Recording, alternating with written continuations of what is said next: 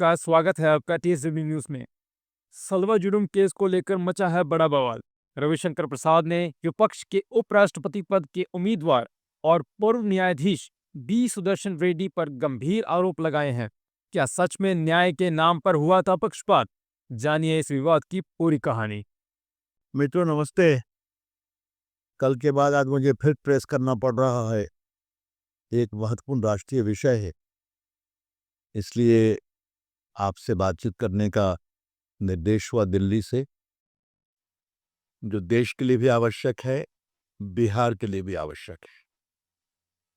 और नक्सलवाद की लड़ाई कैसे लड़ी जाए, माओवाद को कैसे समाप्त किया जाए, उसकी क्या रणनीति होनी चाहिए, इसके बारे में भी बड़े गंभीर सवाल खड़े होते हैं। मित्रों, आपको पता है जस्टिस सुदर्शन रेड्डी उपराष्ट्रपति पद के लिए विपक्षी पार्टियों के उम्मीदवार हैं। Justice Sudarshan Reddy supreme court के एक रिटायर्ड जज हैं। हम सभी जजेस का सम्मान करते हैं।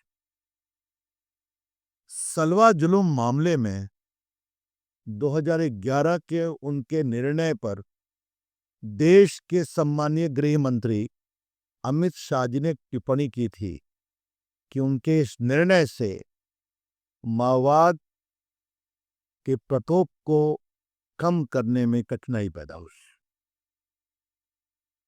इसको लेकर आज कुछ सुप्रीम कोर्ट के रिटायर्ड जजेस और रिटायर्ड चीफ जस्टिस ने टिप्पणी की है कि गृह मंत्री जी की टिप्पणियां बहुत दुर्भाग्यपूर्ण है। उनको अपनी बात कहने का अधिकार है, लेकिन आज कुछ बहुत बुनियादी सवाल खड़े करने हैं। I wish to raise some very fundamental issues about Justice Sudarshan Reddy, who is the opposition candidate for the post of Vice President. जब आप उपराष्ट्रपति पद के उम्मीदवार हैं, तो आपकी सोच, आपकी रीति, आपकी नीति, इस पर चर्चा तो होगी ना। कई पूर्व मुख्य न्यायाधीश अगर सुप्रीम राज्यसभा में आए, अब कुछ लोग लोकसभा लड़े, तो विपक्ष के लोग बहुत विरोध करते थे। मैं किसी का नाम तो नहीं लूंगा, इनमें सच्चाई है ना। लेकिन अगर गृह मंत्री माननीय अमित शाह जी ने उनके सलवा जुल्म निर्णय को लेकर कुछ टिप्पणी की है, तो इसमें गलत क्या है? ये 2011 का फैसला है सलवा जुल्म का, जस्टिस सुदर्शन रेड्डी का, सुप्रीम कोर्ट का। और थोड़ा मैं इसके पैराग्राफ को पढ़ूंगा और आप सभी बड़े अनुभवी पत्रकार हैं, इससे क्या निष्कर्ष निकलता है ये भी बताऊंगा। आपको मालूम है कि मित्रों, बस्तर दांतेवाड़ा इलाका जो है छत्तीसगढ़ का, वो नक्सलवाद से बहुत प्रभावित रहा है, माओवाद से। हजारों की संख्या में लोग मारे गए, बड़े बड़े नेता भी मारे गए। महेंद्र कर्मा मारे गए, आपको याद होगा, वीसी शुक्ला पर वहीं बम चला था, वो मारे गए थे। हमारे भाजपा के कई नेता शहीद हुए वहां पर। ये लंबा आंदोलन चला है।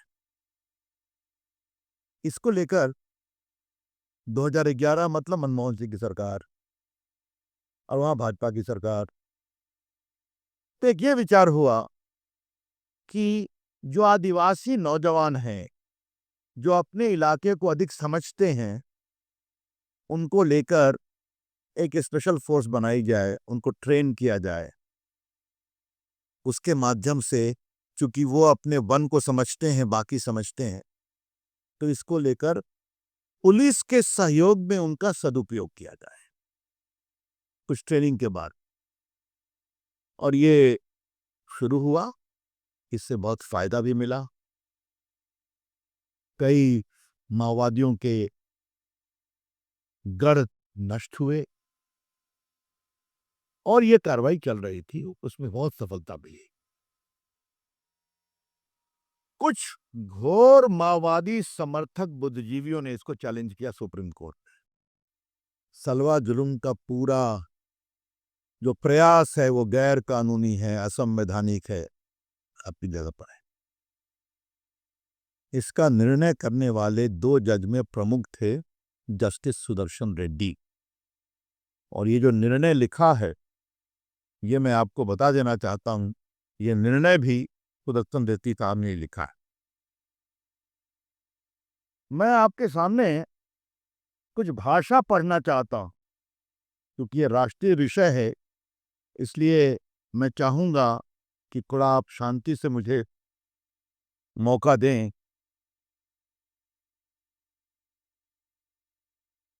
The problem is apparent to us. Human rights are widely acknowledged to being systematically on a vast scale being violated by the Maoist Naxalite on the one side and the state and some of its agents on the other side. Nor is the problem with those well-meaning, thoughtful and reasonable people who question those positions. The problem, ये शब्द को सुनिए यार, the problem rests in the immoral political economy that the state endorses and the resultant revolutionary politics that it necessarily spawns. मतलब जिस तरह की आर्थिक व्यवस्था को सरकार समर्थन करती है, उससे जो क्रांतिकारी विचार पैदा होता है, उसके कारण में से कर सकता है। तो एक प्रकार से परोक्ष रूप से माओवाद का समर्थन का स्वर है। अब देखिए, मैं पैराग्राफ 9 पढ़ रहा हूं। The root cause of problem and hence its solution lies elsewhere. The culture of unrestrained selfishness and greed spawned by modern neoliberal economic ideology and the false promise of ever-increasing spirals of consumption leading to economic growth that will lift everyone under its socially, politically, economically sustainable circumstances in vast tracts of India in general, in particular Chhattisgarh. ये माननीय न्यायमूर्ति का निर्णय है कि आर्थिक व्यवस्था पर भाषण है, न्यू लिबरल, वास्ट कंजम्पशन। ये देश सेपरेशन ऑफ पावर के प्रिंसिपल से चलता, जिसमें क्या निर्णय होगा आर्थिक व्यवस्था का, क्या निर्णय होगा इसका, ये तो करने का काम विधायिका का है ना, कार्यपालिका का है ना, एग्जीक्यूटिव का है ना। अब देखिए, इन्होंने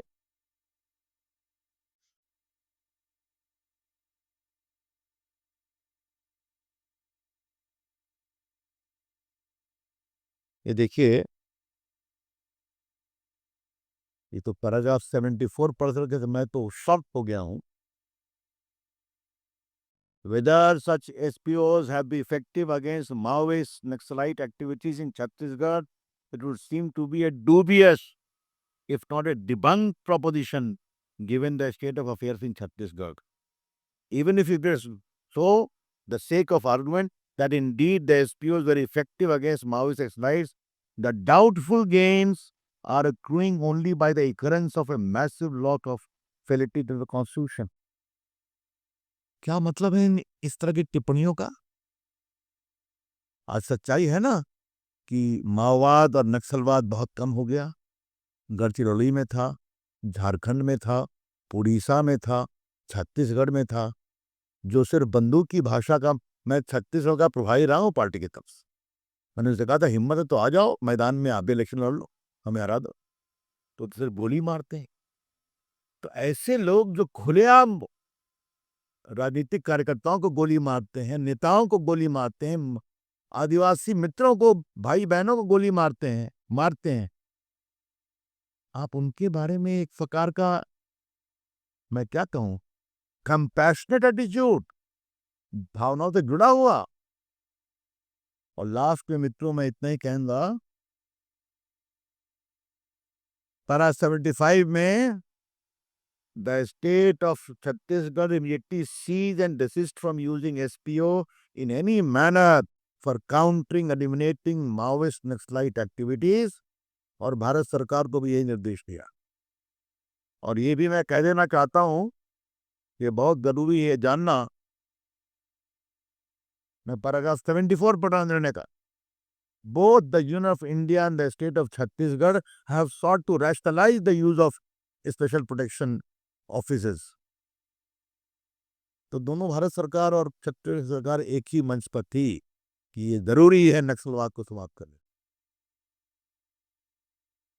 इस निर्णय को देने वाले, जिस निर्णय के कारण माओवाद की लड़ाई में धक्का लगा, आज वो विपक्ष के उपराष्ट्रपति के उम्मीदवार है।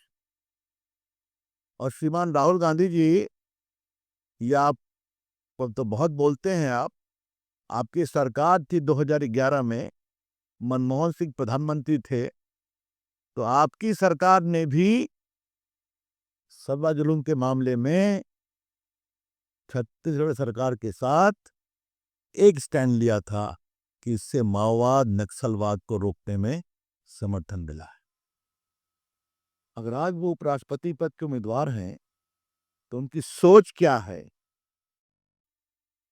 उनका पूरा अप्रोच क्या है, इसको कहने में क्या दिक्कत है भाई। मैं भी देश का छोटा मोटा वकील हूं, कानून मंत्री भी रहा हूं, कानून समझता हूं। हम निर्णय का विरोध नहीं कर रहे हैं, लेकिन कानून के छात्र के रूप में इसमें जो टिप्पणियां की गई हैं वो ठीक नहीं। न्यू लिबरलिज्म, इससे माओवाद समाप्त नहीं होगा, ये निर्णय राज्य का है, ये निर्णय केंद्र का है।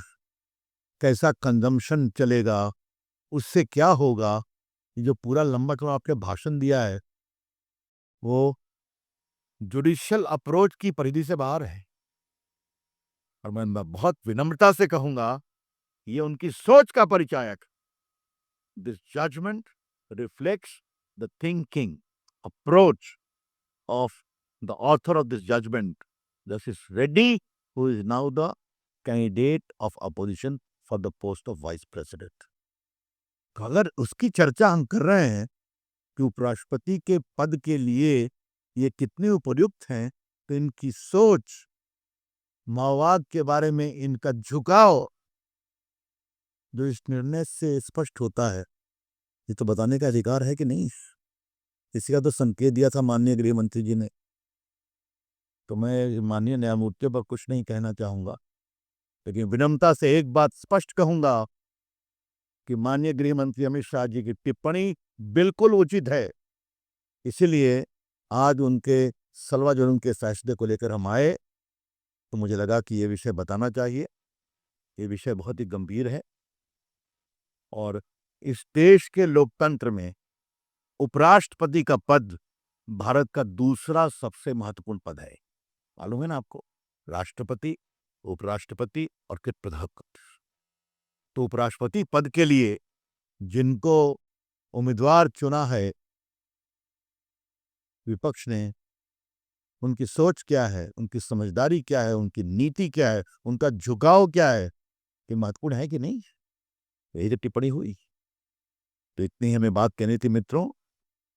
हम बड़ी विनम्रता से जस्टिस सुदर्शन रेड्डी के बारे में जो देश के गृह मंत्री अमित शाह जी ने टिप्पणी की है वो बिल्कुल उचित की है, और उनकी सोच और पूरे माओवाद के बारे में उनका जो एक लगाव है अप्रत्यक्ष रूप से, वो इस निर्णय से स्पष्ट है कि जिस तरह की नीतियां फॉलो होती हैं उसमें क्रांतिकारिता बढ़ेगी। ये जज का काम नहीं है कि नीति सही है गलत है, नीति बनाने का काम सरकार का है। हाँ, नियो लिबरल शब्द, बाकी शब्द, कैपिटलिस्ट, बहुत कड़े कड़े शब्द हैं जो माओवाद से बहुत प्रभावित लगते हैं। धन्यवाद मित्रों। कोई सवाल हो तो बताइए इस पर। आपके सामने में कि लगता बात बात की भी कल ये वीडियो करता इसलिए अदा हुआ है। कौन? अंत्य से वो तो रोज कुछ ना कुछ बोलते रहते हैं, छोड़ दीजिए ना आप। आज आतंकवाद खत्म हुआ कि नहीं? पाकिस्तान को घर में घुसकर मारा कि नहीं मारा? पहलगाम के बाद उनके 10-10 हवाई अड्डे समाप्त कर दिए कि नहीं कर दिए? कुछ कर पाया पाकिस्तान? उनको दिखाई तो पड़ता नहीं। और आज मुझे गर्व है नरेंद्र मोदी की सरकार और अमित शाह जी का इनिशिएटिव कि आज देश में माओवाद समाप्त हो गया है, एक आध जिले में बचा हुआ है, तो ये आपने देखा। और क्या विपक्ष की पार्टियां, क्या भाजपा, सबने मिलकर काम किया, अच्छी बात है। हाँ, लेकिन मैं फिर कहूंगा ये विषय इसलिए उठा है कि वो उपराष्ट्रपति का उम्मीदवार है। बाद में हूँ। ये न्यायालय के चित्राधिकार का वायलेशन नहीं है जो कुछ आप लोग कह रहे हैं? कोई वायलेशन नहीं है। किसी निर्णय के कारणों की समीक्षा करना ये कानून उसकी अनुमति देता है। और कोई सवाल इस पर? गृह मंत्री ने कहा है जो नया पिल्ला है से इधर विपक्ष की आगे कहे कि जेल में रहकर सरकार एक मिनट, अब तो इस पर कोई सवाल नहीं। चलिए दूसरा सवाल क्या है बताइए। जेल में रहकर सरकार विपक्ष चलाए, गृह मंत्री ने कहा। और ये तो बहुत सिंपल सी बात है, जो भी उसको पढ़ेगा उसकी कहानी क्या है। उसकी कहानी यही है कि अगर आप मंत्री हैं, प्रधानमंत्री हैं या मुख्यमंत्री हैं, केंद्र में या प्रदेश में, तो अगर आप जेल चले गए, 30 दिन के अंदर आपको बेल नहीं मिला, तो 31वें दिन आप उस पद से मुक्त हो जाएंगे, राज्यपाल जी मुक्त करेंगे। और अगर बेल मिल जाएगा तो वापस भी आ सकते हैं आप, ये भी उसमें प्रावधान है। और ये क्यों है? संविधान बनाने वाले हमारे जो महान नेता थे, डॉक्टर राजेंद्र प्रसाद, बी.आर. अम्बेडकर, सरदार पटेल, नेहरू जी, मौलाना आजाद, उन्होंने कभी ये नहीं सोचा था कि एक समय ऐसा आएगा कि जेल जाके जेल सरकार लोग चलाएगी। लोकतंत्र लोकलाज से चलता है। हाँ, आपको मेरा एक परिचय मालूम है ना, चारा घोटाले का केस मैंने ही बहस किया था उजागर करने का। सीबीआई की इंक्वायरी हुई ना, लालू जी जेल गए तो इस्तीफा दिए कि नहीं, भले पत्नी को बना दिया मुख्यमंत्री। हेमंत जी दिए कि नहीं, मजबूरी में देना पड़ा कि देना पड़ा। और दिल्ली में क्या हुआ, अन्ना हजारे के महान शिष्य 7 महीना बिहार लेल सरकार चलाए। और ये कानून क्यों लाना पड़ा संविधान में, इसको समझिए आप। सुप्रीम कोर्ट में सुनवाई चल रही थी तो सुप्रीम कोर्ट ने कहा ये जेल से सरकार नहीं चलाएगी, लेकिन हम इनको हटा नहीं सकते क्योंकि कानून में उसका प्रावधान नहीं है। तब ये काम, समझ गए आप? राहुल गांधी ने चुनाव ये गवाह नहीं किया था, नहीं पूरा हो गया है, बीजेपी पाते हैं तो उसको नहीं अभी तक। तो इसका मतलब कुछ बोलने को नहीं है। एफिडेविट पर देंगे तो फंसेंगे, क्योंकि एफिडेविट पर झूठ बोलेंगे तो आपके खिलाफ झूठा शपथ करने की कार्रवाई हो सकती है। तो कोई नई बात तो नहीं है। आरोप लगाना, आरोप लगा के भागना राहुल गांधी की फितरत है। राफेल में लगाया, पेगासिस में लगाया, अभी लगा रहे हैं। सेना से उनके देशभक्ति का सबूत मांगा था, जब बताया गया तो भाग गए। तो राहुल गांधी कोई नया बात नहीं करते हैं। दामोदर सावरकर पर क्या क्या आरोप लगाया उन्होंने, इतने महान देशभक्त पर। तो आरोप लगाना और फिर टेक उड़ान, ये है राहुल गांधी। मुझे यह सवाल है कि दीपाकर कटारिया ने सवाल उठाया जा रहा है कि भाजपा के 70,000 बीएलए क्या कर रहा है। एक भी आप अपने उनके क्या कर रहे हैं, हमसे सवाल पूछते हैं तो 2 नौजवानों की जोड़ी के पीछे वो भी खड़े हैं ना। 1,60,000 में उनके क्या कर रहे हैं? एक भी ऑब्जेक्शन फाइल है क्या? 10 करवाया। चलिए बड़ी अच्छी बात है, चलिए कुछ तो अकल आई, 10 ही आया। देखिए आप एक बात समझिए, मैंने ये सवाल कल उठाया था, आप लोगों ने पूछा था, मैं फिर रिपीट करता हूं। अगर 7.5 लाख लोग मरे हैं तो क्या वोट देंगे? आप उनको जिंदा दिखा दीजिए तो उनका रात जुड़ जाएगा। अगर 30 लाख लोग बिहार छोड़कर बाहर चले गए हैं तो आप दिखा दीजिए तो बिहार में रहते हैं, तो नाम उनका जुड़ जाएगा। अगर लाखों लोग का नाम 2 जगह है, आप दिखा दीजिए कि इनका नाम नहीं है, तो जुड़ जाएगा। परेशानी क्या है इनको?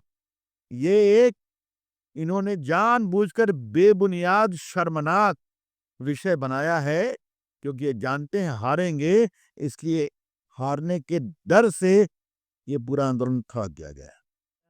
और दिन के लिए सीए एक्सपोज किया है कि राजनीतिक षड्यंत्र के तहत उठे केस में फंसाकर केंद्र सरकार ने मुझे जेल भेजा। मैंने जेल से 160 दिन सरकार चलाई। पिछले 7 महीनों ने दिल्ली की बीजेपी सरकार ने बिजली का और श्रीमान जी दिल्ली में भाजपा के प्रवक्ता है ना, जवाब देंगे उसका। अब अरविंद केजरीवाल इतना तो इम्पोर्टेंट मेरे नहीं ना है कि आज मैं राष्ट्रीय विषय पर बात कर रहा हूँ, और आज उन्हें जस्टिफाई कर रहे हैं मैंने जेल सरकार चलाई।